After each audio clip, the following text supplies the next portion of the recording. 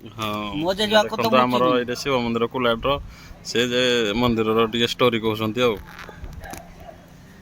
କୁହ। ଏଇଟା ମାନେ ବସ୍ତି ଟିକେ ଛୋଟ ଥିଲା।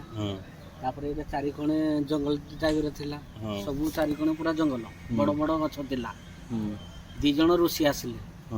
2 ଜଣ ଯୋଉ ଋଷି ଆସିଲେ ଆମ ଗାଁ ଦେଇକି ସେ ଆଠଗଡ଼ ଆଡ଼େ ଯିବେ। ଆଠଗଡ଼ ଆଡ଼େ ଯିବେ।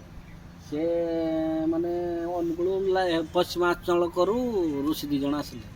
ଯୋଉ ଆସିଲେ ଏଇଟା ଗୋଟେ ଲିମ୍ବ ଗଛ ଥିଲା, ଆଉ କି ଗଛ ଥିଲା ବୁଢା ମାନେ କହନ୍ତି।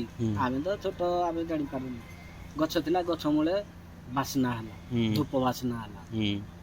ବାସ୍ନା ହେଲା ଯେମିତି ଏଠୁ ସେ ଋଷିରୁ ଜଣେ ଋଷି ସେ କହିଲା ଯେ ଆଉ ଏଇଟା କ'ଣ ବାସ୍ନା ହେଉଛି, ଆଉ ଧୂପ ବାସ୍ନା ହେଉଛି, ଆଉ ଏଇଟା ମୋତେ ଲାଗୁଛି ଯେମିତି ଶିବ ମାନେ ଲିଙ୍ଗ ଫିଙ୍ଗ ବାହାରିଲା ଭଳିଆ ଲାଗୁଛି। ସିଆଡ଼ୁ କଲେ ହଉ ଠିକ୍ ଅଛି, ବାସ୍ନା ହେଉଛି ମାନେ ନିକାନୁକି କଲେ। ଆଉ ନିକାନୁକି କଲେ ଯେତେବେଳେ ସଫା କଲେ, ଛୋଟ ଆକାରର ଲିଙ୍ଗ ଦେଖାଗଲା। ମାନେ ବାହାରିଛି ଛୋଟ ଆକାର ବାହାରିଲା ଲିଙ୍ଗ।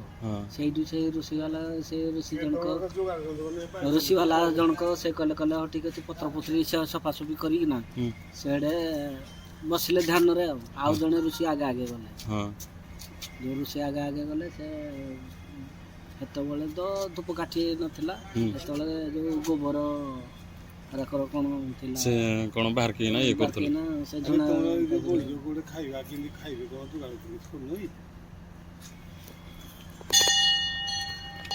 ତାପରେ ଆବିର୍ଭାବ ହେଲେ, ସେ ଋଷି ଜଣକ ଆବିର୍ଭାବ ହେଲା। ଏଇଟା ତାପରେ ଏଇଟା ଯେଉଁ ଲିଙ୍ଗ ହେଲା, ଆଉ ଲୋକମାନେ ବୁଢ଼ା ତାଙ୍କ ଯେଉଁ ଅମଳର ସବୁ ବୁଢ଼ାମାନଙ୍କୁ ଡକେଇକିନା ଏଇଟା ସେ କୁଡ଼ିଆ ଟାଇପ୍ର କଲେ।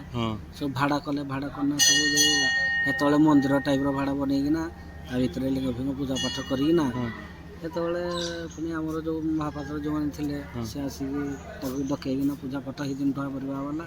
ତା ବୁଢ଼ା ମାନେ ଏଠୁ ଚୂନ ପଥରରେ ଏଠୁ ମନ୍ଦିର ତିଆରି କଲେ। ମନ୍ଦିର ତିଆରି କରିକି ଏଠୁ ତାପରେ ସେଠୁ ମନ୍ଦିର ଉନ୍ନତି ହେଲା ଆଉ ହାଇଦ୍ରାବାଦରେ ଆମ ମନ୍ଦିର ଦେଖନ୍ତୁ ଏଇଭଳିଆ ଉନ୍ନତି ହେଇକି ସବୁ ସୁବିଧା କରିଦିଆ ହେଇଛି। ଏଇଟା ଆମର ରୋଷେଇବାସ ସବୁ, ତାପରେ ଏଇଟା ରୋଷେଇ ଜିନିଷ ସବୁ ରହିବ, ନୂଆ ତିଆରି ହେଉଛି। ତିଆରି ହେଉଛି, ଏଇଟା ସବୁ ରହିବ, ଷ୍ଟୋର ହେବ ବି, କିଏ ଗେଷ୍ଟ ଫେଷ୍ଟ ଆଇଲେ ରହିବେ। ଆଉ ମନ୍ଦିରରେ ତ ମାଛ ପ୍ରବଳ ଦେଖିବେ ଆପଣ। ମାଛ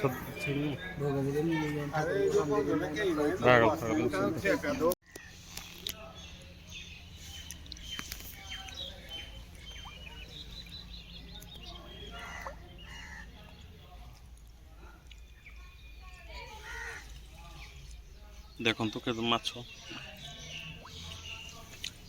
ଶିବ ମନ୍ଦିର ମାନେ ଇଏରେ